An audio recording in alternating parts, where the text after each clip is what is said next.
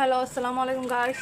এই যে আজকে আমি রেডিমেড চা বানাবো এই চার ইয়াটা দিয়ে, মিল্ক ফ্রি দিয়ে। এখন খালি এখানের মধ্যে কিছুই দিতে হবে না, এখানে সব চা পাতা, দুধ, চিনি সব দেওয়া আছে, শুধু একটু গরম পানি দিব। এটা আমি কেটে নিব, এটা কেটে নিলাম। এখন আমি এটা কাপে দিয়ে দিব। এখন অল্প পরিমাণ পানি দিয়ে দিব, দেখি কেমন হয়, আসলে কি চার মতন হয় নাকি। কেন আমি পানি দিয়ে দিচ্ছি। এখন এটা আমি একটু নেড়ে নিব।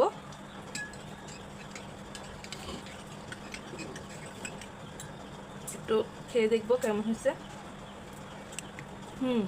আসলে চার মতন, একদম চার থেকে অনেক মজা। আপনারা ট্রাই করতে পারেন, এটা দোকানে পাওয়া যায়, যে কোনো দোকানে গেলেই পাওয়া যাবে। মিল্ক টি ইস্পাহানি, আপনারা কিনে ট্রাই করতে পারেন। এই যে আমার চা